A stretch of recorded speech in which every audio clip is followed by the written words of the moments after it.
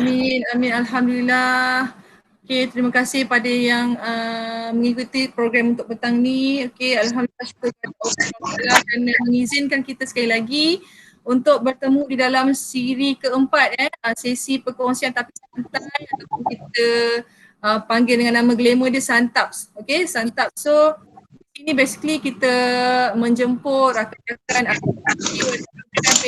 daripada golongan professional management untuk sama-sama berkongsi cerita tentang apa-apa sahajalah, tentang pengalaman bekerja, pengalaman mungkin ada aktiviti di luar,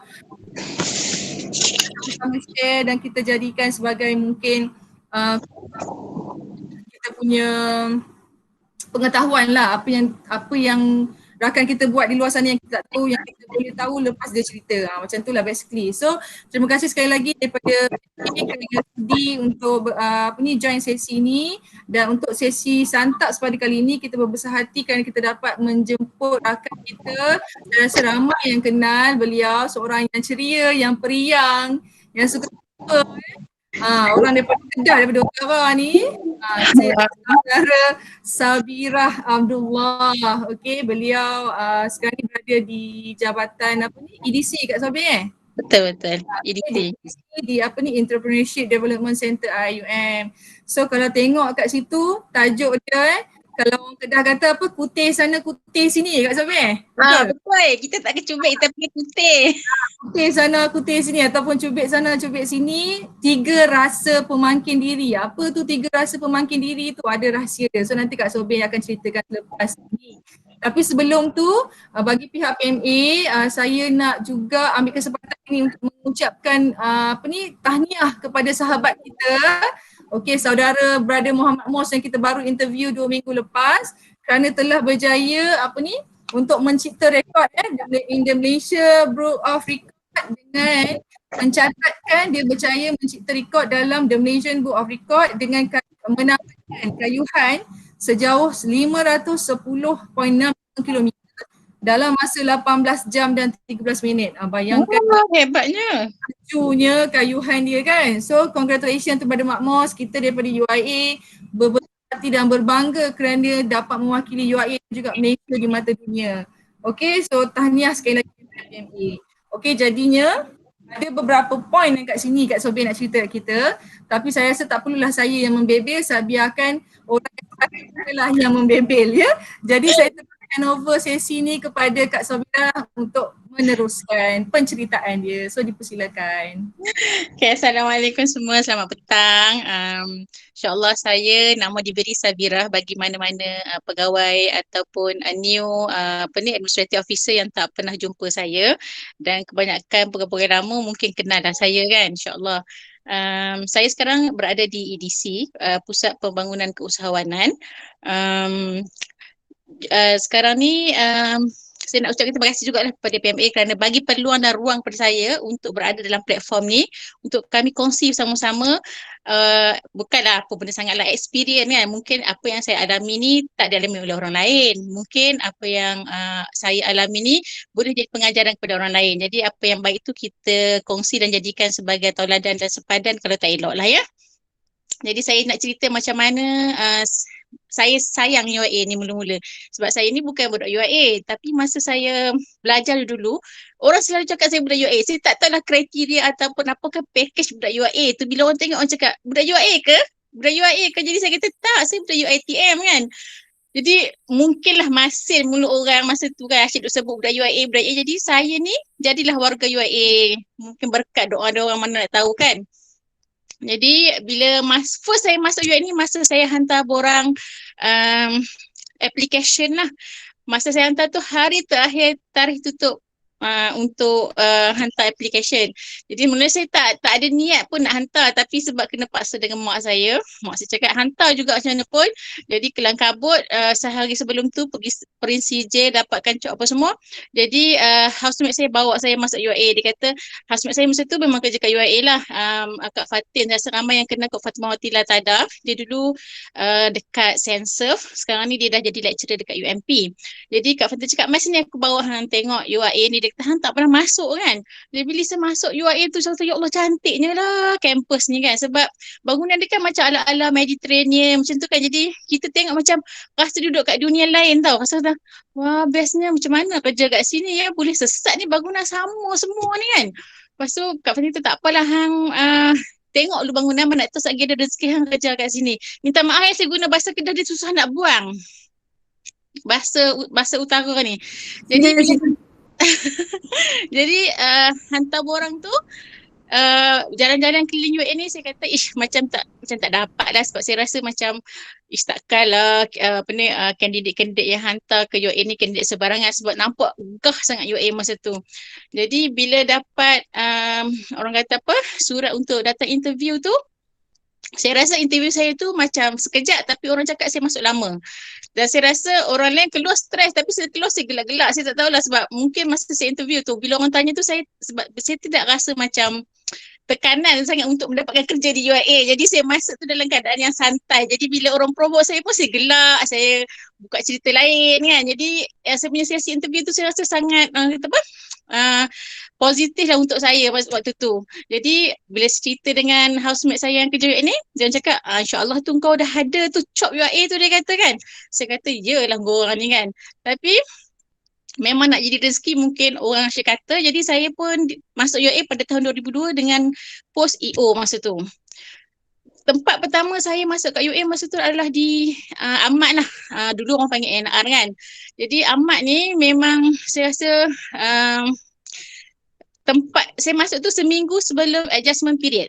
Dan masa saya masuk Amat tu semua RNE punya urusan dibuat di Amat, bukan di kuliah lagi tau. Di kuliah dia orang cuma print question paper macam tu lah. Jadi macam registration, adjustment period, jadual semua memang buat di Amat. Jadi setiap pegawai, seorang pegawai pegang satu kuliah. You just imagine saya baru masuk minggu depan tu adjustment period. Lepas tu saya tak pernah familiar dengan sistem Amat tu, sistem RNE tu. Jadi saya tanya dia macam, dia kata nanti kita kat lab ni ada orang ke teman, dia kata siapa nak teman you, dia kata semua orang satu orang satu lab, satu orang satu lab kan. Dah berdebar ni sebab kat UiTM kan dia punya sistem sangat structured. Jadi bila you bayar yuran je, automatically you dah diregisterkan sebagai pelajar. Jadi you tak payah nak pergi key in, you nak ambil subjek apa, nak pilih, nak berebut dengan orang, ada problem nak key in ke apa kan. Jadi saya kata, jadi satunya first cabaran saya adalah nak memahami sistem akademik UIA masa tu. Kenapa budak tu dipilih sendiri, macam mana budak tu pilih, lepas tu bila dia masuk tahun 1 tu apa dia boleh pilih, tahun 2 apa dia boleh pilih, nak memahami benda tu dulu. Jadi masa tu tak ada ISO, jadi tak adalah work manual ni, tak adalah orang kata apa, documentation pasal sistem, pasal work schedule apa semua kan. Jadi saya pun terpaksa buka buku nota, jot down, belajar dengan dia. Okay, benda apa yang macam FAQ waktu registration dengan adjustment period ni. Jadi dia orang cakap selalunya budak akan key in. Jadi problem yang biasa budak hadapi adalah not in study plan. Jadi Abang Syaril masa tu dia kata Sobe, Abang Syaril ajar kau shortcut macam mana kau nak buat benda tu baik kau boleh register tapi illegal, dia kata. Tapi kau buat dulu nanti balik kau betulkan. Saya pun macam boleh ke Abang Syaril? Habis tu dah macam mana kau duduk seorang kat situ kan. Jadi Abang Syaril pun ajar saya tricks tu. Jadi bila ada problem yang macam berkaitan dengan study plan, sebab study plan tu you nak faham bukannya boleh faham sehari dua. Sebab nak buat study plan tu pun ramai yang saya rasa yang dah jadi AD pun masih lagi macam struggle untuk buat study plan kuliah sebenarnya. Tambahlah saya yang baru masuk seminggu, lepas tu dah nak kena faham benda tu kan. Jadi what I did memang saya buat buku nota, buat dia punya work instruction tu macam nak key in, kalau nak key in macam nak masukkan nama matrik, macam kalau nak search macam mana. Jadi semua tu saya buat dalam buku nota saya. Jadi bila budak datang buka buku nota, key in. Jadi bila you kena kat kuliah yang volume yang banyak macam IRT kan volume dia banyak kan studentnya kan. Lepas tu dia pula banyak common courses yang budak kuliah lain pun ambil juga. Jadi you akan struggle sekejap je lah sebab bila volume banyak, you key in banyak, you jadi terror cepat sikit. Kan. Jadi bila habis je waktu dekat lab tu, saya akan asingkan paper yang mana yang macam abnormal lah bagi saya, macam dia ada masalah tak boleh key in sebab study plan, tak boleh key in sebab maksudnya bukan sebab macam section close. Jadi balik benda pertama yang saya akan buat bila saya balik daripada lab tu, saya akan mengadap dulu staff-staff yang dah lama ni untuk tolong saya resolve benda tu dulu sebab saya takut dia orang balik rumah. Dia orang dah terror, jadi dia orang akan balik macam tengah orang dah 5:30 dah balik, pukul 6, kalau lambat pukul 6, 7 macam tu dia orang dah balik kan. Jadi sebelum dia orang balik ke rumah tu saya pergi mengadap dia orang dulu. Ini nak buat macam mana ni, nak buat macam mana. Jadi resolvekan dulu benda yang saya tak boleh buat sendiri. Jadi masa waktu adjustment period tu saya rasa pengalaman saya yang saya tak dapat lupakan sebab saya datang kerja setiap hari pukul 6:30 pagi saya dah ada kat office. Sebab bila you habis petang tu, you akan ada satu bundle paper yang you kena key in tau. Jadi kita akan key in, saya akan cuba habiskan bundle yang for that day, hari petang tu dan pagi esok sebelum saya pergi lab seterusnya. Itu memang struggle gila lah. Masa tu dia orang cerita juga ada hantu lah apalah kan. Tapi sebab kerja tu banyak, you tak sempat nak fikir pun hantu ke apa. Saya memang duduk kat dalam office tu seorang. Abang Syarif datang ambil barang kan. Dia kata, you tak balik lagi ke? Saya cakap, nak key in lagi ni ada banyak. Saya kira dah pukul 12 ni dia cakap kan. Dia tak takut kan dia kata kan. Saya cakap, nak takut apa? Sebab tak terfikir lah sebab kita duduk risau besok budak datang serbu lab. You bayangkan lab tu tak buka lagi, budak dah macam semut kat depan tu kan. Macam bila membayangkan benda tu kita perasaan takut pada benda-benda yang tak tahu ada tak ada. Tak terfikir kan. Jadi memang saya balik pukul 12 malam, lepas tu pagi esoknya tu sampai rumah mandi semayang apa semua, tidur, bangun pagi tu sebelum azan tu dah bangun mandi-mandi, siap-siap pakai baju duduk ketika semayang. Orang takbir ya Allah, kita pun Allahu Akbar, turun masuk office gelap-gelap tu. Sebab masa tu kunci dia orang letak dekat gate kan, main gate tu, jadi senang siapa datang awal dia buka office kan. Jadi first awal-awal bulan saya kerja tu memang saya struggle gila lah untuk faham sistem tu. Tapi alhamdulillah saya rasa budaya kerja dekat NR tu banyak membantu saya lah. Macam staff-staff kat situ macam Kak Zen, Kak Nokamsia, lepas tu Kak Dina Hanani, Kak KB, Kak Zulaifah, apa semua banyak membantu saya lah. Dia orang tolong, dia orang ajar, dia orang tak kena ilmu. Kalau ada masalah dia orang sentiasa ada masa yang dia orang luangkan untuk saya belajar dengan dia orang walaupun dia orang pun tengah sibuk. Jadi saya survive lah musim adjustment period tu tanpa orang kata apa ada sebarang masalah yang crucial lah yang tertangguh ke apa. Alhamdulillah lah masa tu. Jadi bila saya dah start kerja dengan workload yang banyak dekat Ahmad masa tu, kita punya kompetensi tu jadi cepat sebab bila you buat benda yang volume yang banyak, yang besar, you akan cepat kompeten sebab benda tu you buat berulang-ulang kali. Benda yang buat berulang kali ni memang lama-lama kita akan jadi cakap sampai saya boleh hafal tangan saya number matrik tu tanpa perlu tengok lah, punyalah mengiinkan benda tu. And then bila waktu exam, dibayangkan masa tu, sekarang ni lecturer dia orang key in result dia orang sendiri. Zaman saya masuk tu, result dia orang, kita orang yang key in. Jadi kalau lah subjek tu ada 10,000 orang register, lepas tu seorang register 2 subjek atau 3 subjek. Kalau lah subjek RK tu kata seorang register 3 atau 2 subjek, you just darab lah dengan berapa student UIA yang ambil common courses IRK tu yang saya kena key in. Dalam 30-40 ribu result saya kena key in setiap kali exam. Jadi memang lepas tu you kena key in tu masa dia sangat pendek. Contohnya dia bagi masa, kadang-kadang bukan masa pendek sebab apa? Sebab lecturer dia nak marking. Dia marking, jadi kadang-kadang dia bagi kita sehari, 2 hari, 3 hari sebelum due date submission kan. Jadi you akan struggle nak key in tau. Jadi macam masa mula-mula struggle tu is real lah orang kata Ya, dia struggle. Tapi masa tu saya rasa saya dah macam struggle dah. Tapi bila dengar cerita dia orang zaman dekat matrik tu, dia orang lagi struggle. Dia kata budak datang registration tu bawa bantal tidur dekat office sebab nak dapatkan tempat tu kan. Saya kata lagi legend, saya kata saya ni kira tak rupa legend lah lagi saya kata kan. Cuma bila sekarang ni saya rasa staff-staff sekarang ni yang mana jaga akademik ni dah sangat untung sebab dah pergi kat kuliah, lepas kat kuliah ada kelak, ada macam-macam kan. Jadi orang kata apa, banyak memudahkan lah. Sistem yang ada ni memang banyak membantu, memudahkan orang kata RNE punya perjalanan tu lah berbanding zaman saya masuk tu kan. Saya rasa itu antara kebaikan kita buat ISO lah. Bila kita start buat ISO, kita decentralisekan benda tu dekat kuliah. Jadi benda tu jadi lebih mudah lah berbanding yang sebelumnya kan. Cumanya adalah banyak pengalaman-pengalaman yang kita dapatlah masa duduk buat benda-benda yang susah, struggle ni. Jadi kadang-kadang bila kadang-kadang kita nak student datang tu, kadang-kadang setengah orang dia stres, dia jadi nak marah tau. Sebab you bayangkan student banyak pun yang datang tu dekat, bukannya orang Malaysia saja, orang Arab lah apa, yang ganas, yang baik, yang lembut, yang macam-macam lah yang you jumpa. Kadang-kadang ada yang buat temperature kita pun kan, tapi tak boleh nak marah kan. Jadi kena relax, kena cool je, sebab kita ambil pendekatan ni ada 10,000 orang. Kalau aku marah seorang, marah 2 orang, takkan 10,000 orang ni aku nak marah kan. Jadi macam okey, tinggal besok datang cek. Jadi kena ambil pendekatan yang macam kena pandai untuk macam mana kita nak nak bagi mental kita ni tak pecah. Kan? Jadi sebab ada juga orang yang saya rasa yang masuk NR dia sampai hospitalize lah, darah tinggi. Sebab saya rasa kalau you tak boleh macam orang kata apa, cope dengan stres, tekanan kerja, bebanan kerja yang banyak, you memang tak boleh duduk NR masa tu. Sebab saya rasa berurusan dengan student kan, berurusan dengan orang ni pun. You berusaha dengan orang, bukan setakat dengan student, you kena berusaha dengan lecturer yang hantar result lambat, yang banyak fail bila buat jadual. Saya nak jadual saya pukul 10, saya tak nak pukul 7 sebab saya nak hantar anak lah, apalah. Kalau lah jadual tu kelas kita tu, katalah kita ada 20 kelas, 20 waktu je boleh kita slot pukul 10. Tapi lecturernya ada 200. Kalau 200 semua nak pukul 10, you tak sakit kepala slot kan. Jadi masa tu memang you kena pandai, orang kata nego dengan dia orang, you memang kena pandai, kena mulut manis, mulut apa. Kalau tidak kan dia mengamuk, you lagi pening kan.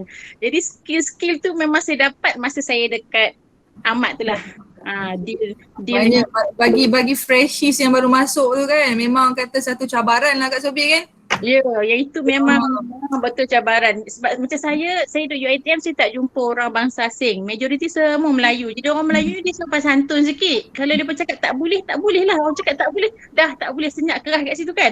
Tapi bila you duduk dengan orang yang daripada negara yang berperang ni, dengan Arab yang berperang ke apa ni, dia datang kan you macam nak berperang dengan you ni. Datang honggah meja you. Kita rasa macam ya Allah, saya kata macam mana aku nak handle budak ni. Kalau berperang pula dia dah lah besar kan. Kita ni masih kecil kan. Sekarang dah besar, dulu kecil. Seronok Kak Sophie bercerita kan. So kita kena cut sikit Kak. Banyak cerita nak cerita lagi ni. Okay, selepas Ahmad pasal penghijrahan Okay, selamat Ismail. Saya rasa antara orang yang banyak mengalami sesi transfer ni adalah saya salah seorangnya lah. Jadi saya daripada start saya kerja tahun 2002 dengan UIA sampai dah sekarang 2021, saya dah ditransferkan ke 10 tempat lah. 10 tempat ni kalau tolak kat Kuantan tu duduk office yang sama, cuma saya tukar portfolio je.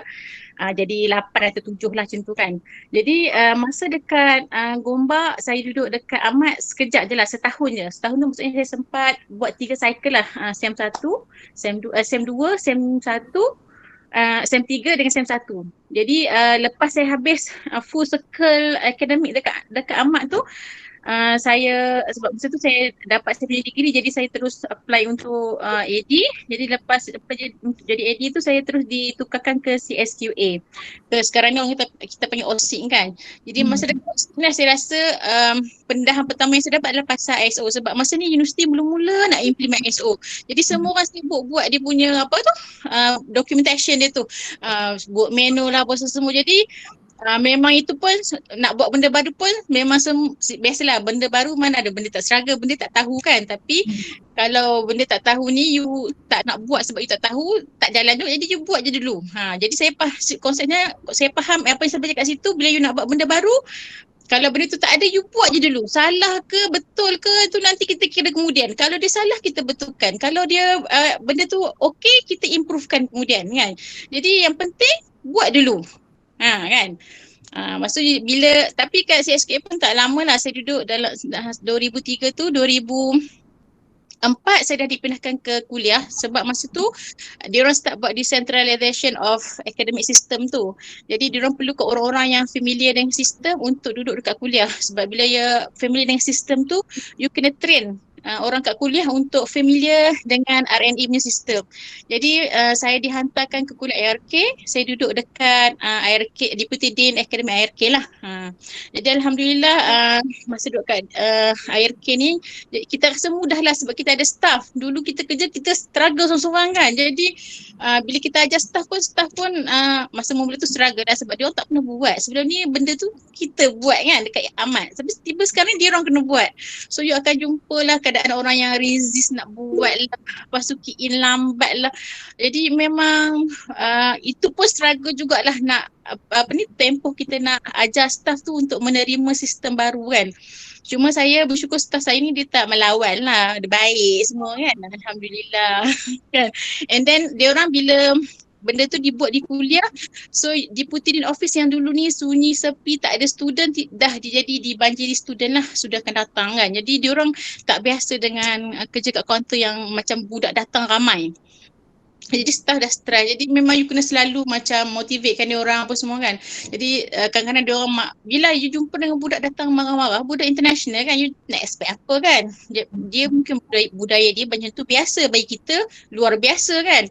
Jadi you nak marah pun jadi tak kena juga kan, dia tak membaikkan keadaan. Jadi you kena cakap dengan dia orang lah, kena bagi faham kenapa budak tu datang keadaan marah dia. Jadi kalau you tak nak naik angin dan you tak nak dengar dia marah, settlekan cepat-cepat, nyahkan dia cepat-cepat dengan settlekan masalah dia. Jadi dia datang tanya dia apa masalah, pasal kalau dia tak faham you kena cerita satu-satu kat dia. You jangan shortcut, jadi you tak assume dia faham apa yang you faham kan. Jadi nak bila mula staff dia rasa macam terbeban jugalah. Biasa kata kadang-kadang budak datang waktu rehat, saya kata you kena layan sebab dia orang ada kelas. Saya kata kadang-kadang dia orang ada kelas sampai pukul 1, jadi pukul 2 dah ada kelas lain. Macam ni you nak expect dia orang tak datang kat you waktu tengah hari kan. Saya kata kan kita buat rotate lah, maksudnya siapa yang kadang ada yang pergi makan awal dia lah kaunter masa tu jaga kan. Alhamdulillah saya rasa masa tu budak-budak suka datang ke pejabat kita orang tu. Dia orang rasa macam dia orang selesa. Dan memang waktu tu saya rasa masa tracer study kita orang punya pejabat di vote sebagai antara counter service yang paling baik masa tu. Jadi bila saya beritahu staff saya kan, saya kata this is you all punya effort, saya katakan. So dia kata you all marah-marah, you all tak suka tu, sekarang ni nampak tak budak hargai kan. Jadi you kena ingat budak ni bila dia balik dia akan bercerita, dia akan cakap dekat kawan-kawan dia akan kata dia tak akan cakap IRK, dia akan cakap UIA kan. Jadi you adalah ambassador. Kalau you tunjuk perangai yang baik, tunjuk akhlak yang baik, dia kata you deal dengan orang yang cara yang baik, orang akan bercerita benda tu, nanti kita akan dapat ramai student international kan. Ini memang itu pun satu pengalaman yang saya rasa agak menarik lah berada di RK.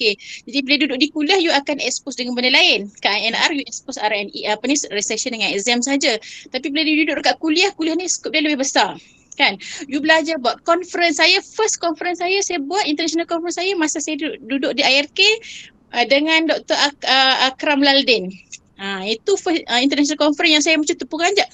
Wow, banyaknya duit sebab kita bila orang datang conference kan dia orang bayar in dollar kan. Jadi saya kata, wah boleh buat duit dengan conference ni ya. Masa tu lah macam kita realize kepentingan buat conference tu kan. Selain pada kita boleh disseminate ilmu, jadi kita jadi side income kepada kuliah jugalah masa tu. Jadi masa duduk dekat kuliah dekat RK, lepas pada tu tahun 2006 saya dipindahkan ke Kuantan sebab masa tu saya tak silap saya Kak Zeni call saya minta bantuan sebab dia kata susah nak menguruskan family sebab dia PJJ dengan husband dia. Jadi dia mintalah bantuan saya pergi ke Kuantan. Cerita di Kuantan ni lain pula sebab you duduk dekat sini social science, you duduk kat sana medical and health base yang totally different. Nature dia different, dia orang block system, lepas tu dia orang ada yang structured, ada yang dia punya assessment dia pun different. Lepas tu bila saya sampai kat sana, sistem akademik tu dia orang tak pakai. Dia orang cuma pakai untuk course scheduling je, registration tak pakai, semua tak pakai. Lepas tu you kena duduk tengok sistem tu apa yang tak kena, macam mana nak sesuaikan balik dengan dia orang punya nature tu. Memang saya rasa waktu tu sampai demam saya berulang daripada Kuantan Gombak jumpa ITD untuk betulkan sistem tu. Sebab even orang ITD kat Kuantan ada tapi diorang pun tak expose sebab benda tu tak pernah diguna. Jadi diorang nak betulkan pun ada benda yang macam diorang tahu, ada benda yang diorang tak tahu kan. Jadi lama-lama tapi bila kita keep buat benda tu, pakai sistem tu, alhamdulillah lah diorang pun lama-lama terpaksa familiarize dan benda tu alhamdulillah sekarang ni semua orang dah pandai lah kan. Dan kita dah adjust benda tu ikut Kuantan punya nature lah. And then di Kuantan ni masa saya datang tu tempat gym bertendang, saya datang tu kuliah medicine seketui je kat situ. Kuliah medicine seketui peng kat situ. Lepas tu kiri kanan tak ada apa kan. Lepas tu you nak makan you kena keluar. Lepas tu tak ada nursery kat dalam tu. Kalau staff yang ada anak-anak ni you kena bell. Macam diorang akan datang masuk lambat sikit sebab hantar anak. Lepas tu pukul 5 semua nak balik sebab nak ambil anak kan. Jadi tu satu environment baru yang kita tak pernah jumpa dekat Gombak kan. Jadi kita nak kena adjust macam mana nak sesuaikan dekat sana kan. Jadi duduk dekat lepas tu orang selalu cakap senang duduk tempat kecil-kecil ni sebab tempat kecil-kecil ni volume dia sikit kerja. Tapi you kena ingat bila you duduk tempat kecil you all-rounders sebab staff tak cukup. Kalau dekat Gombak ni RSD orang lain, PRO orang lain, sport orang lain, tapi bila you duduk kat sana you lah semua. You lah pegawai akademik, you lah pegawai student affairs, you lah pegawai RSD, you lah pegawai PRO. Jadi bila ada event sebenarnya you buat semua. Tak ada orang kata apa, tak ada macam kat sini macam ada bantuan talian hayat kan. Jadi memang ya, pukul rata lah semuanya. Memang pukul rata. Jadi nak tak nak you tahu semua benda. You kena tahu bila bila masa kuliah kat Kuantan tu tengah naik, you just imaginekan kita orang dah lah kat situ tak ada. Bila kawasan kampung you nak expect caterer datang hidang-hidang, siapa nak buat caterer hidang? Orang makan kedai tepi jalan kan. Bukan orang makan ada restoran catering hebat-hebat macam Gombak ni. Kita kat Gombak masa tu even kita punya food supplier kita kat dalam campus tu pun dah boleh cater macam catering yang untuk program-program kat dalam universiti. Kat sana pun tak ada. Pinggan mangkuk pun tak ada kalau suruh dia ni. Jadi bila duduk dekat sana tu, bila berlaku macam visit daripada, sebab masa tu saya ingat lagi, saya rasa setiap minggu kita orang kena kerja sebab setiap bulan KSU akan turun, presiden akan turun, rektor akan turun. Dia orang akan turun minggu yang berbeza-beza, ada minggu yang sama. Jadi kalau hari minggu ni KSU turun, minggu depan presiden turun, minggu satu lagi rektor turun. Kesudahannya kita orang turun ke semua minggu tu. Ke semua minggu tu kita orang kena prepare semua untuk visit tu. Dan staff saya masa tu saya rasa saya lega sebab dia orang muda, dia orang bujang, dia orang aktif. Masa tu Nana dengan Nurul masa tu lah yang jadi staff saya. Jadi dia orang lah caterer, dia orang lah tukang sambut orang, dia orang lah segala-galanya. Jadi saya rasa masa tu memang nak beli kain bila minta caterer datang kat dalam kampus tu, kain alas pun tak ada, pinggan mangkuk tak ada. Kita orang kena bawa pinggan mangkuk dari rumah, kain alas pergi beli dekat Kamda, gunting, jahit tepi ataupun bakar dengan lilin, buat alas meja. Jadi semua kena buat lah macam tu. Jadi kalau siapa-siapa yang duduk kat Kuantan kena hantar ke kampus-kampus yang kecil ni, you jangan ingat dia orang tak mencabar, sebenarnya sangat mencabar sebenarnya. Dalam keterbatasan orang kata kampus tu, facility tu kita kena cope kan. Bagi berjalan juga benda kan. Jadi bila duduk dekat Kuantan tu saya sempat jaga student affairs sekejap je sebab masa tu ada pegawai student affairs tu dipindahkan ke Gombak. Jadi sementara tunggu Brother Daniel ditukarkan ke Kuantan tu, saya pegang sekejap lah student affairs tu. Cumanya saya lega sebab budak Kuantan ni sebab budak cerdik kan. Jadi diorang buat benda tu very budak science based kan, very teratur, very jadi senang lah nak menguruskan walaupun kita rasa macam kita kena pegang banyak portfolio, tapi jaga tambah satu portfolio jaga diorang ni pun tidaklah menjadi beban yang banyak sebab diorang mudah diuruskan. Macam tu. Segitu jadi mudah lah. And then jadi selepas saya settlekan akademik kat sana, saya set up sistem akademik tu, saya bagi masa di saya 2 tahun, saya sempat siapkan penggunaan sistem akademik tu kat sana dalam tempoh 2 tahun tu. Semua orang pakai, dah trainkan orang, train lecturer apa semua. Jadi lepas pada tu Haji Azmi bawa masuk saya ke bahagian general admin lah. General admin ni lah yang saya kena tahu semua benda, pasal development, kena tahu pasal finance, kena tahu pasal macam-macam lah. You just imagine kan OCD tu ada 12 department bawah dia. Bajet untuk inventory 9,000, kongsi 12 department. Transportation datang bawa bajet untuk GPS saja pun dah 3,000.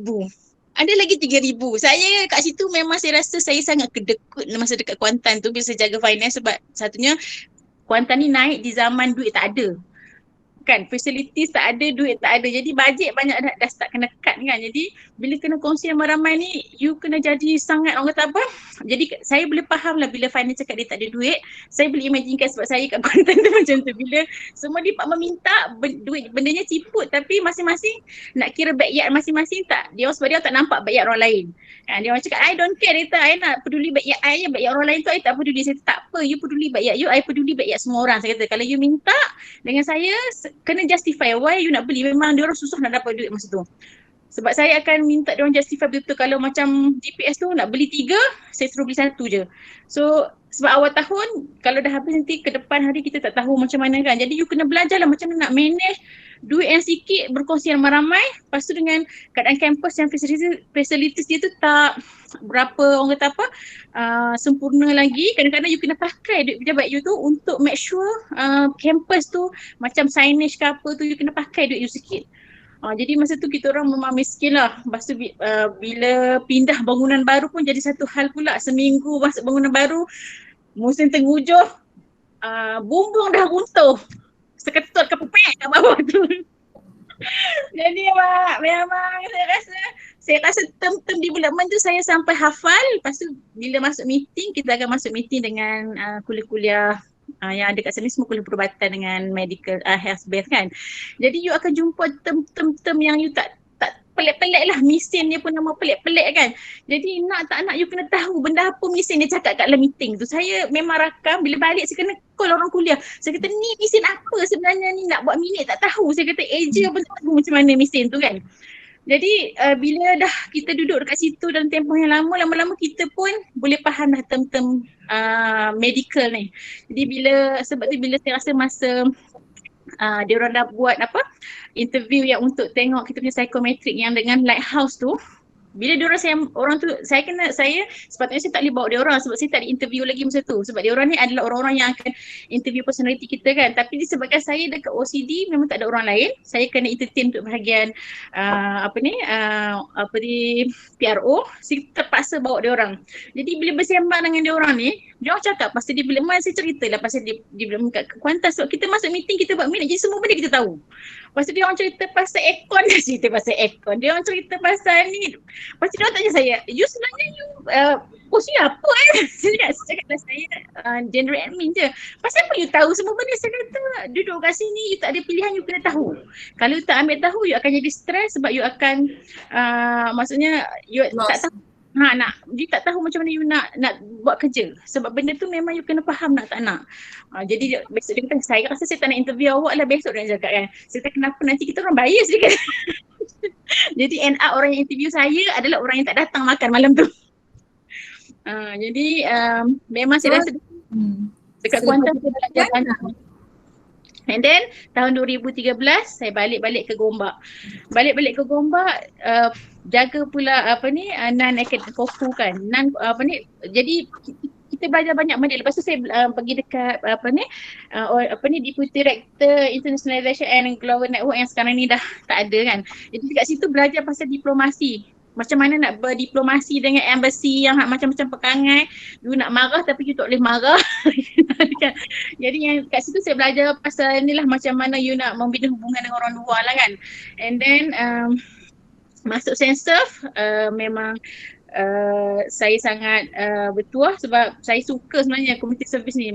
Walaupun saya sebelum masuk Sensurf pun saya selalu join community service di luar yang bukan UIM je lah. Masa tu kita tak tahu mana tala tempat kan. Jadi saya ada grup saya yang memang kita orang buat community service, grup-grup kita orang kan. Tapi bila masuk ke Sensurf tu saya dapat join betul-betul aktiviti yang universiti punya kan. Jadi kita boleh tengok lah apa yang student dengan staff kita buat kan.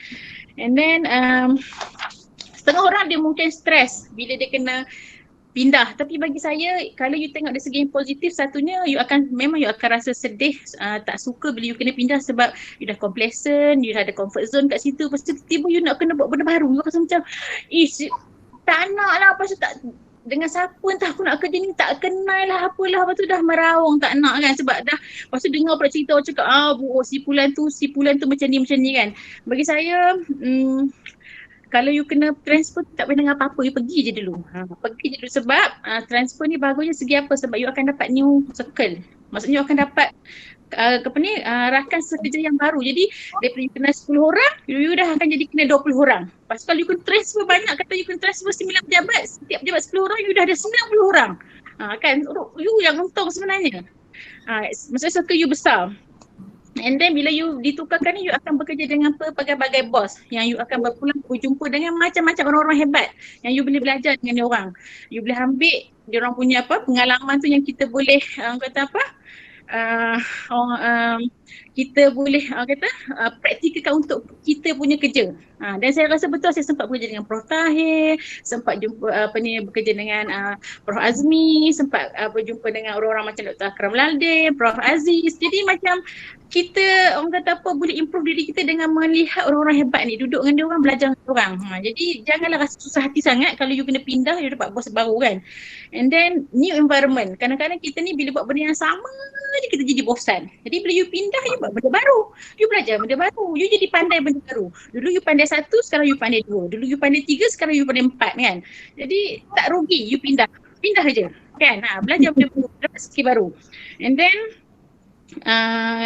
apa yang kita dapat lagi? Kalau kita boleh belajar macam mana nak fleksibelkan diri kita untuk adopt suasana baru. Tu adalah satu kemahiran yang tak semua orang ada. Tapi kalau you kena pindah selalu, you akan mahir. Saya dah kena pindah selalu, jadi you mahir lah. Bila kena pindah pun macam you akan relax je. Sampai packing barang tu saya rasa saya boleh pejam mata je packing barang. Pindah bangunan pun pejam mata je cari mover apa semua sebab kita dah kerap buat. Pindah rumah, jangan cakap lah pindah rumah kan daripada Gombak ke Kuantan ke sana sini. Jadi benda tu dah jadi macam something yang you rasa mudah. Kan. Jadi transfer sebenarnya banyak kebaikan kalau kita pandang benda tu positif. Kalau pandang negatif lah, rugi lah you kan. Benda yang you tak dapat faedah kat you asyik pandang negatif je, you tak nampak positif je tu.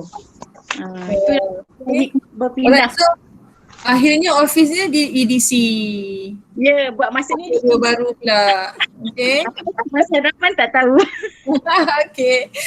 Tempat pindah ke sebelah sini tak tahu kat mana pula. Ya Kak Sobir? InsyaAllah. Okay, next Kak Sobir, macam mana pula dalam pengalaman bekerja sana sini semua tu pula mesti banyak kenangan manis tu, confirm lah kan. So kita move kepada next point pula, dalam kembara mencari ilmu tu, apa yang Kak Sobir nak ceritakan? Okay, Alhamdulillah saya dengan UAE ni diberi peluang untuk macam dihantar untuk dapat exposure dari luar. Jadi saya rasa setiap orang dia akan dapat exposure yang berbeza-beza lah. Selama saya duduk dengan UAE ni saya rasa dalam saya ada 8 kali saya keluar negara atas sebab represent universiti lah. Saya pergi ke Kemboja 4 kali. 2 kali masih di Kuantan, 2 kali masih di Gombak. Tapi 4 kali ni bawa misi yang berbeza-beza. Memang outreach dengan humanitarian mission, tapi dia punya nature berbeza-beza. Yang pertama kali saya pergi kita orang pergi mau kepada bersunat dengan healthcare. Sama juga yang kali kedua tu sebab saya dengan Kuantan kan, sebab dia orang banyak fokus. Tapi cuma bila you pergi dengan kuliah di Kuantan tu, dia orang akan bawa kepakaran budak-budak Kuantan lah, macam daripada nursing, farmasi apa semua untuk gunakan di tempat kita bermisi tu lah. And then bila saya balik ke Gombak, saya ikut program yang Kemboja yang di Sensus tu, satu tu saya pergi sebulan sebab kita pergi buat korban. Bawa 200 lebih lembu dikorbankan di sana, you bayangkan. Dan saya first time saya tengok macam mana orang Kemboja lapah seekor lembu dalam masa 15 minit seorang. 15 minit. Yang mana kalau kita tengok kat Malaysia ni berorang-orang lapar seekor lembu sampai berjam-jam. Jadi mungkinlah saya rasa macam masa saya cakap lah, benda yang kita kerap buat kita akan cekap kan. Jadi bayangkan mungkin di setiap tahun dia orang kena lapah beratus-ratus lembu sebab orang semua buat korban di Kemboja. Jadi dia orang pun jadi mahir. Jadi memang budak-budak kita masa tu pendedah yang kita bagi, dia orang belajar sembelih lembu. Jadi semua yang pergi ke program yang Journey of Khalifah tu, semua budak kita yang lelaki lah memang pegang pisau sembelih lembu. Sebab lembu tu berkata-kata, you tak larat nak sembelih kalau macam tak tukar-tukar. Jadi memang hari pertama tu 100 lembu sembelih, you bayangkan 100 ekor lembu. Kan? Macam tu. Jadi benda yang saya belajar bila kita pergi misi ni, satunya kita akan lebih bersyukur sebab you akan berjumpa dengan orang yang unfortunate, lepas tu you akan jumpa dengan orang yang orang kata apa, orang yang kesihatan dia tak elok sebab ialah faktor-faktor macam dia orang tak cukup makan, faktor kemiskinan. Lepas tu dia orang sangat kreatif. You bayangkan saya pergi ke satu kampung, saya ingat kampung tu kita orang daripada Phnom Penh tu kita akan sampai ke satu tempat, katalah bandar kat Kampung Cenang macam tu. Daripada bandar tu nak masuk kampung tu, you kena masuk kat jalan yang tak elok tu 3 jam lagi. You just imagine kan, orang yang Kemboja yang mana dia orang kadang kena keluar bandar cari barang, dia nak balik ke kampung dia orang tu, dia orang kena nak berjalan kaki memang susah sebab jauh sangat kan, naik kenderaan pun 3 jam kan. Atas van tu dia duduk macam Superman pegang kiri kanan 3 jam. Kita tak jumpa kat Malaysia. Orang maksudnya orang untuk survival ni orang buat apa sahaja. You akan nampak kat situ kreativiti orang untuk survival kan. Kita rasa macam kita dah lama tinggalkan benda ni, tapi masih ada lagi orang-orang di sudut dunia ni yang menjalani kehidupan yang macam tu. And then you akan rasa kena belajar rendah diri sebab you akan jumpa dengan orang-orang susah saja kat situ, tapi orang susah yang berhati besar. Walaupun dia orang susah tapi dia orang akan layan you. Yang you rasa macam ya Allah, saya kata dia orang ni dah lah susah kan, tak makan, lepas tu makanan kat kita akan rasa macam kita ni banyak makanan pun kadang-kadang jarang nak jamu orang kan. Orang susah tak ada makanan tu, jamu makanan kat kita. Kita rasa macam banyak benda yang akan boleh kutip dari situ lah. Maksudnya kita belajar macam mana jadi humble, lepas tu macam mana kita nak berkomunikasi dengan orang yang jadi sebelum ni kita berkomunikasi dengan pegawai, dengan orang-orang yang berkerjaya, dia lain. Kita kan pergi pula jumpa dengan orang kampung yang tak pernah pergi sekolah, yang duduk kampung-kampung kan, menjalani kehidupan yang macam zaman 30-an 40-an dulu kan. Jadi you kena tahu macam mana you nak orang kata apa, adapt suasana tu. Yang paling kelakar saya ingat selama kita orang pergi Kemboja tu, first time kita orang pergi, sebab you akan ada masalah komunikasi sebab dia orang tak pandai cakap Melayu. Memang kita ada translator, tapi bila you duduk dekat tempat outreach tu, bila you nak uruskan budak yang nak bersunat ke apa, you kena cakap bahasa dia orang lah. You nak suruh dia duduk berdiri, nak suruh dia datang, dia pergi, dia apa kan. Jadi kita orang masa dekat sampai Phnom Penh tu, buatlah buku nota, tulis bahasa Khmer. Kita ingat semua orang cakap bahasa Khmer. Jadi tulislah bahasa Khmer ni. Duduk toleh benda kan. Makan apa semua kan. Kalau nak pujuk budak cakap comel siam kan apa semua. Sekali kita orang sampai dekat kampung tu, dia orang tak cakap bahasa Khmer. Dia orang cakap bahasa Campa. Pasal cakap, mesti kita nak cakap dengan siapa ni kan. Dah terpaksa kita orang malam tu duduk menyalin balik pula bahasa Campa, belajar pula bahasa Campa. Besok nak jumpa dengan dia orang kan. Jadi memang pengalaman yang sangat menarik lah saya rasa waktu tu.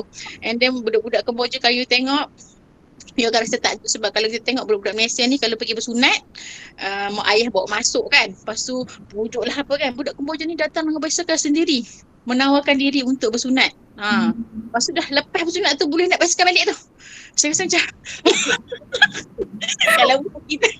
kalau gantung tali dengan kain plekat lagi kat Sabi.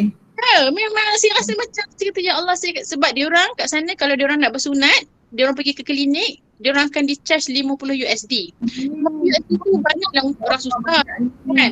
Untuk kita $50 pun kita rasa banyak, bayangkan dia orang yang susah kan. Lepas tu dia nak mahal. Lepas tu orang Kemboja memang potong tak cantik. Kata Dr. Dino lah. Saya bila pergi bahagian ni saya jaga bahagian memasak, peralatan lah, bahagian sterilize. Jadi saya tak masuk. Saya benda-benda yang dia orang dah guna, dia orang hantar, saya akan masak kan. Macam tu kan. Untuk sterilizekan dia punya equipment tu kan. Jadi yang kelakarnya tu kita kadang-kadang kita cucuk placebo je kat dia orang, bukan perubatan sakit sebab ubat tu tak banyak. You just imagine 200 yang datang 400 kan. Jadi kadang-kadang kita dilutekan ubat penahan sakit tu kadang-kadang placebo je sebenarnya. Nak bagi dia rasa macam okey, sebenarnya dia dah dicucuk je tak sakit kan. Jadi you terpaksalah menggunakan kaedah-kaedah apa-apa saja untuk macam make sure you punya misi tu berjalan kan. And then antara daripada misi humanitarian mission ni, saya juga ada pergi ke program di bawah AKIP lah, Asia program kat AKIP ni. Saya pergi Elite G40 program di Bangkok tahun 2015.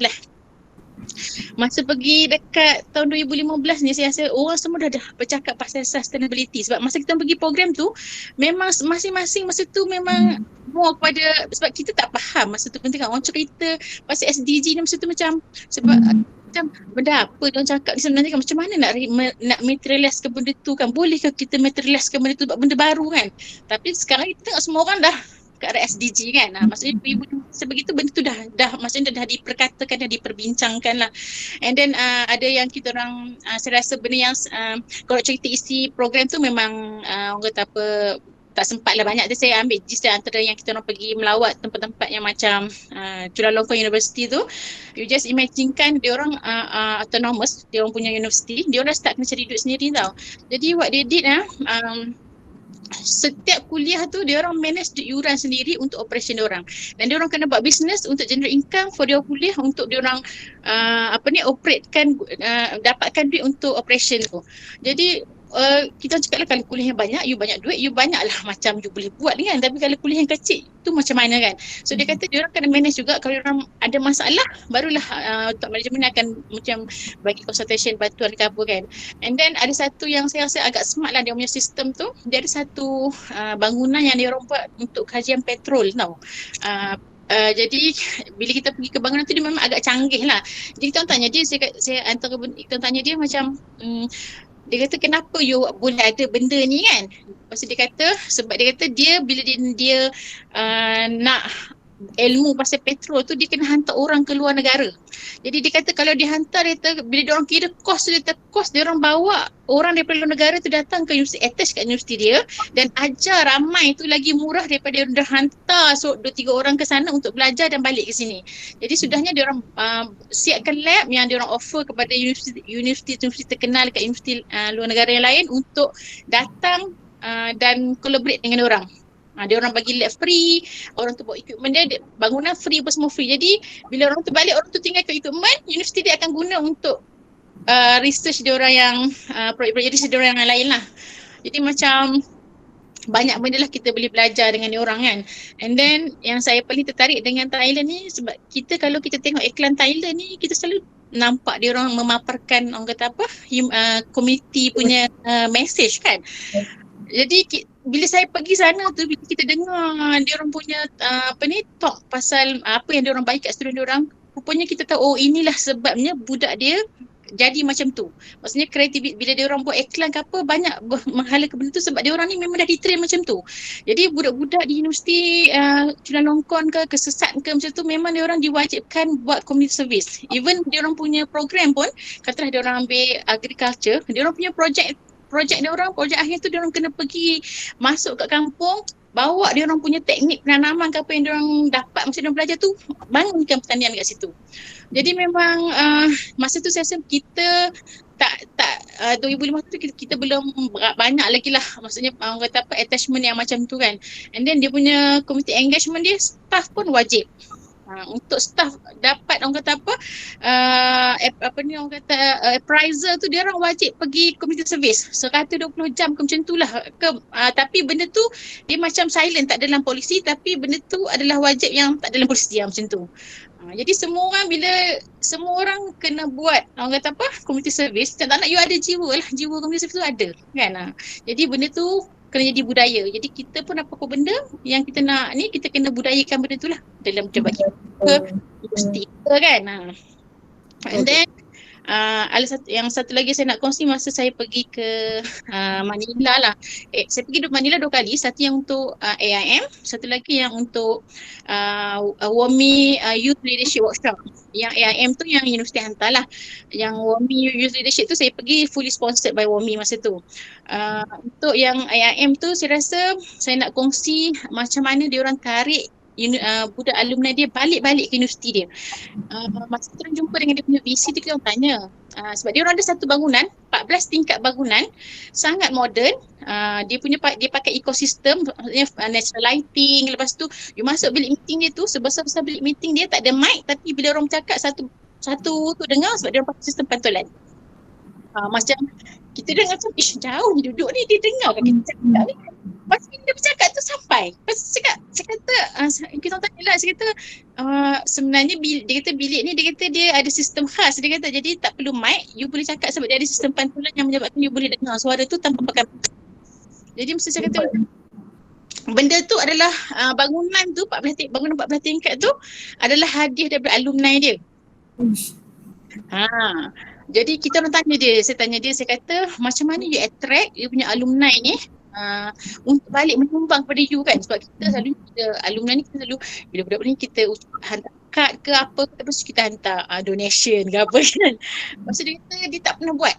Dia tak pernah macam hantar surat ke apa, buat majlis ke yang minta donation. Dia kata student tu come back sendiri untuk contribute to the university. Lepas tu saya tanya dia macam dia kata dia nak cakap pun tak tahu, tapi dia kata selama dia orang jadi student dekat Di-La-Salle tu, University of Di-La-Salle tu, dia akan jaga kebajikan student. Maksudnya saya tanya dia, you ada student Muslim? Dia kata dia orang ada tapi tak ramai lah, dalam 2-3 orang. Lepas tu saya kata di Manila ni benda yang paling krusial adalah makanan lah kalau you Muslim. Makanan halal memang susah nak dapat. Kalau orang kata you tak duduk kat tempat-tempat yang ada masyarakat Islam, tempat semua yang hak lain tu orang Filipina, memang semua makanan balik bayar je. Babi goreng lah, babi bakar lah, sebesar-besar alat neklan dia. Benda tu macam something yang macam signature dia kan, signature dish. Jadi saya tanya dia, kalau macam budak Muslim macam mana you entertain, sebab makan halal susah apa semua kan. Dia kata kalau kita ada budak Muslim, dia kata dia akan arrangekan makanan halal tu untuk budak dia tu. Maksudnya kebajikan student tu dijaga sampai tahap macam tu.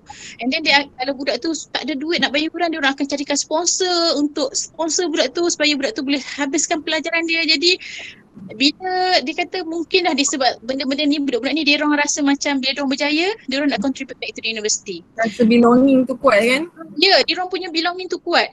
Dan dia saya cakap so tak pernah hantar. Dia kata memang kita tak pernah hantar surat minta donation ke apa, tak pernah dia kata. Memang budak dia datang balik universiti tu menyumbang sendiri.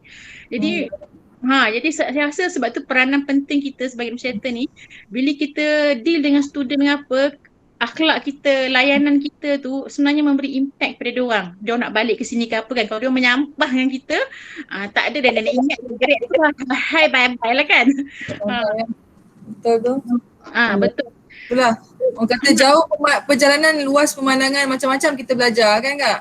Ya, betul. And then masa dalam program dekat saya lupa nak kongsi satu yang menarik pasal Asia lah. Ada satu perkongsian yang Asia buat. Dia dia punya sistem Asia ni, dia sebenarnya dia tak kira macam kata kalau you boss, you same dengan bos-bos je. Macam Tony Fernandez ni, dia akan sentiasa pergi ke setiap tempat tau, maksudnya daripada manajemen yang atas sampai ke bawah. Jadi dia kata ada satu kes yang dia orang ceritalah macam mana dia orang meraihkan orang yang daripada bahagian bawah ni kan. Jadi dia orang masa dia orang start buat uniform untuk Asia tu, dia orang ada come out dengan satu design untuk agent dekat ramp, orang yang angkut bag semua tu kan. Jadi baju tu dia macam jumpsuit tau. Jumpsuit. Jadi kain dia masa dia orang design tu, agaknya dia orang panggil designer ke macam mana kan, designer tu cadang ni macam fashion ke, nampak seragam cantik ke macam mana. Jadi bila dia orang bagi, staff dia orang pakai, staff dia orang cakap tak boleh pakai ni bos, panas kan. Tapi dia kata tak ada siapa berani komplain kat Tony, dia kata kecuali seorang staff dia. Jadi staff tu dia kata komplain dengan dia 3 kali. Kali pertama komplain, Tony Fernandez kata ni duit dah habis lah, dia kata ni dah banyak habis, pakailah dulu, dia kata bos panas bos, dia kata bos cubalah pakai sekali kan. Lepas tu dia kata tak apa, dia kata tak apa, dia kata benda baru lagi pakailah dulu kot macam baru nak sesuaikan diri kan. So dia kata kali kedua dia turun pun budak yang sama cakap benda yang sama. Dia kata bos baju ni tak sesuai, panas kan. Lepas tu kali ketiga dia turun, bila budak tu cakap dekat dia, dia minta dia punya staff bawakan baju tu dan dia try pergi masuk ke tempat rem tu. And then baru dia experience kata benda tu genuine lah. Maksudnya komplain tu genuine. Jadi kita ni kalau jadi pegawai atasan tu sebenarnya kita kena turun tengok orang paling bawah tu. Kadang-kadang kita buat benda, kadang-kadang kita tak tahu orang yang hak membuatnya, orang yang hak bawah tu kan yang nak kena menjalankan. Jadi kita kadang-kadang kita terlupa. Kita tanya dia benda ni praktikal ke tak praktikal, kita lupa dia orang tu sebenarnya orang yang membuatnya kan. Jadi the moment dia pakai panas, dia pakai 15 minit je dia kata. Lepas tu terus dia keluarkan arahan minta staff dengan bahagian RAM tu design sendiri baju dia orang, propose the best design akan dia beri award. Jadi staff ni bila dia design, dia tahulah benda apa yang ni kan. Dia kata baju tu kena one suit, lepas tu kena two suit, lepas tu senang nak pergi toilet, lepas tu kain mitri dia mestilah tak panas kan. Jadi apa yang baju yang RAM agent pakai sekarang adalah baju yang didesign oleh staff dekat RAM tu sendiri. Macam tu. Okay, Kak Sobi. Alright, so sekarang dah 3.57 tau. Sebenarnya kita ni memanglah kalau share bab-bab experience ni akan jadi yang panjang punya kan. Ni belum lagi jenis topik ni. So mungkin Kak boleh rangkumkan macam mana pula dari segi sudut jaringan network. Okay, mungkin like last point kan. So daripada Kak daripada mula-mula bekerja kat sini sampailah sekarang ni. So apakah apa orang kata tu, dari segi sudut networking yang dapat membina diri Kak sekarang lah? Okay, sebenarnya orang cakap ni orang kata berkawan biar beribu kan. Jadi saya pegang konsep tu lah, kita kawan dengan semua orang. Jangan pilih bulu. Dengan siapa-siapa pun you kawan. Sebab kalau you berkawan dengan satu grup saja, you akan, sebab setiap kita ni dia ada orang kata apa, keunikan masing-masing. Even cara berfikir, cara bertindak, cara macam-macam kan. Jadi kalau you berkawan dengan satu orang je, dan you pun bersembang dengan orang tu je, ataupun you berkawan dengan grup, satu grup je, you apa-apa you dengan grup tu je, jadi minda you pun akan jadi macam lebih kurang sama dengan grup tu saja. Sebab kita ni nature kita akan berkawan dengan orang yang mempunyai common interest yang sama ataupun pemahaman yang sama. Contohnya kalau orang tu suka naik basikal, dia akan kawan dengan geng-geng yang naik basikal. Orang yang tu suka ambil gambar, dia akan kawan-kawan dengan orang yang suka ambil gambar. Kalau orang tu suka memasak, dia akan masuk grup-grup yang suka memasak. Jadi perbualan you akan berbeza lah. Orang masak mesti cerita pasal masak, orang makan cerita pasal makan kan. Jadi kalau you berkawan dengan satu grup je, you punya informasi tu terbatas lah. Jadi kalau you berkawan dengan semua orang, you akan dapat semua informasi tu. Jadi bila paling penting pada kita kena orang kata apa, ada network yang banyak. Sebab bila you ada network yang banyak, you akan mudah dalam segi kerja. Saya bila saya pilih ke Kuantan, benda yang pertama sekali saya paling susah adalah networking. Sebab you tak jumpa dengan orang, sebab bangunan semua jauh-jauh. Nursing tu dekat jalan hospital sana tu. Lepas tu kuliah sana belakang mana tu. Lepas tu dia orang pun tak kelak-kelak bangunan level tu kalau tak ada apa-apa kan. Jadi memang the only saya rasa benda yang saya jumpa dengan semua kuliah adalah dalam sukan. Jadi bila you main volleyball ke, you main badminton ke, you berkayak, you apa, you akan jumpa dengan orang ni semua daripada semua kuliah. Bila you masuk sport, memang satunya saya suka sebab you akan jumpa dengan semua orang daripada atas sampai ke bawah kan. Sebab ada orang yang tak kira kat pangkat ke apa, kalau dia suka bersukan, dia akan turun bersukan. Dan bila dia bersukan, dia buang pangkat dia tu. Dia akan mingle orang dengan kita sebagai orang yang punya interest sama dalam sukan tu kan. Jadi saya banyak bina orang kata apa, rangkaian saya di Kuantan tu satunya main sukan. Lepas tu keduanya you kena selalu attend program-program universiti. Kalau macam meeting, attend lah meeting. Sebab kita nak jumpa semua orang, kita akan jumpa di tempat yang ada pool of macam maksudnya kalau orang tu nak jumpa dengan pegawai di semua ni, dia akan buat satu meeting, kat situ kita jumpa. Jadi kalau you tak attend meeting, you tak akan jumpa dengan orang tu, you tak pergi workshop, training, you tak akan jumpa dengan orang-orang yang luar daripada you punya organisasi. Jadi you punya scope tu jadi kecil lah, you punya jaringan tu jadi kecil. And then masuk pelbagai-bagai jenis aktiviti. Jangan satu je. Saya masa saya kat Kuantan, untuk saya kenal budak muda, saya masuk sukan. Tapi untuk saya nak kenal orang-orang yang macam berusia sikit dan orang yang laskar sikit, saya masuk kelas tafsir dan kelas tajwid. Allahu Akbar. Penuh ilmu di dada sebenarnya Kak Sophie ni. You just imagine betapa saya duduk dekat Kuantan tu 7 tahun, saya boleh habiskan 10 qiraat, baca Quran 10 qiraat tu untuk juz 1 jadi sampai Abu Ja'far, kenal lah 10 jenis bacaan Quran tu. Punyalah macam non-stop masa enroll kan, sebab you akan jumpa. Lepas tu jadi lepas tu jadi komiti untuk program-program universiti kan, komiti konvo ke, komiti sukan ke, komiti apa-apa kan. Jadi kat situ you akan jumpa orang-orang yang tak pernah jumpa daripada jabatan lain. Jadi dalam masa tu kita enhance lah kita punya orang kata apa jaringan tu. Jadi bila you banyak jaringan you senang. Kadang-kadang you boleh PM tepi. Ni nak benda ni cepat boleh ke? Boleh hantar surat sama-sama tu buat. Jadi kita hantar surat benda tu dah siap. Jadi kan mudah kerja you. Kalau you tak nak berkawan orang, dalam dunia you jadi rugilah. Kan? Lepas you rasa ada gap dengan orang, dengan orang besar tak nak kawan, orang kecil-kecil tak nak kawan, jadi rugi sebab orang-orang yang pengalaman, orang-orang yang macam mungkin top management, you boleh kongsi pengalaman dia orang. Kadang-kadang kita ada benda yang macam kalau kita ada masalah, contohnya masalah A kan, jadi kita bercakap dengan orang yang atas ni, dia punya pandangan dia lain. You cakap dengan orang bawah ni, pandangan dia lain. You cakap dengan orang ni, pandangan lain. Jadi bila you dengar banyak pandangan, you akan dapat satu pool of information yang you boleh pilih lah. Boleh select dan you boleh jadikan betul lebih baik. Jadi kawanlah ramai-ramai. Sangat setuju. Saya sendiri pun rapat dengan Kak Sobir pun sebab sukan lah kan. Sebab sukan kita main bola jaring bersama-sama. Macam mana kita begitu respect pada semangat yang Kak Sobir ada Macam mana pun dia akan usaha. Usaha juga sahabat daya. So alright. So Kak Sobir kalau saya boleh ada apa-apa nak cakap lagi ke? Tak ada lah kot rasanya. Kalau terima kasih banyak sebab memang tak cukup. Saya tahu memang tak cukup. Saya sendiri pun tak puas kan. Saya rasa macam saya unfair pula sebab dah lebih pukul 4 kan. Sebab kita punya program ni kita target dalam 40 minutes sharing session je. Tapi biasalah bila bercerita pasal experience ni, especially start berkhidmat daripada tahun 2002 kan, mesti banyak dia punya asam garam apa semua. Jadi sebenarnya satu, jangan malu untuk belajar. Jangan belajar. And then luaskan pemandangan, jauh-jauh lah berjalan. Kan, cari networking. And then yang penting berani sahut cabaran. Macam mana Kak Sobir menyahut cabaran pergi ke Kuantan, menggantikan Kak Zeni. That one macam bukan semua orang yang boleh buat Tak semua orang boleh buat benda macam tu. And then apa-apa saja peluang yang ada, jangan kita lepaskan. Jangan kita lepaskan, kita kena terima seadanya, kita kena buat jalinan dalam apa-apa sahaja situasi ataupun pekerjaan yang kita diberikan. Macam saya sendiri, saya lagi lah grade S kan. Memang duduk kat sport ni je lah.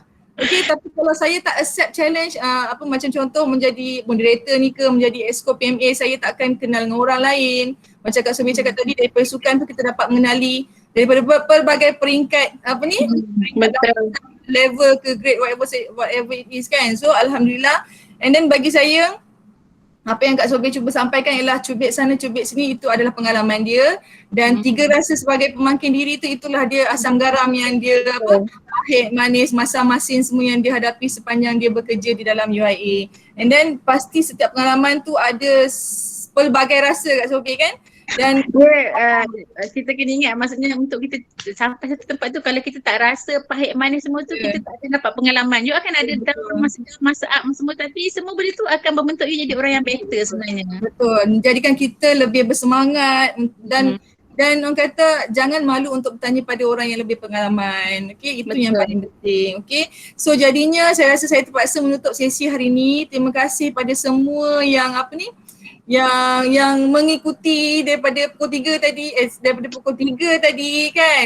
So terima kasih banyak-banyak. Kita harapkan perkongsian yang beginilah. So nantikan selepas ni kita akan ada special sharing session dengan kita punya retiree pesara-pesara kita, antaranya Madam Izan Khairana, dan juga kita insya-Allah akan menjemput kita punya wakil ke Education Malaysia, Brother Azili, Sister Salina untuk berkongsi pengalaman, dan banyak lagi rakan-rakan daripada golongan grup PMA ni untuk berkongsi kisah-kisah diorang yang rasanya kita boleh jadikan sebagai kita punya pemangkin semangat untuk bekerja lebih jaya dalam UIA inilah.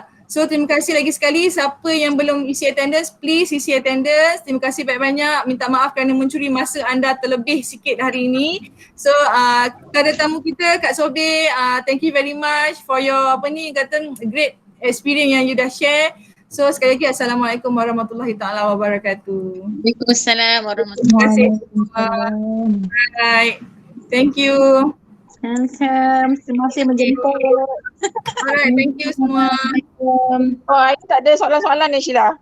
Tak Sebab ada. dah saya punya bos kata dah kena kena cut. Orang nak soalan Kak Sobir. Nak soalan. Tak adalah saja je. Tak apa, itu kita okay, thanks. Thank you. Kak Sobir cantik hari ni Kak Sobir. Okey, sama, terima kasih semua. Assalamualaikum. Waalaikumsalam.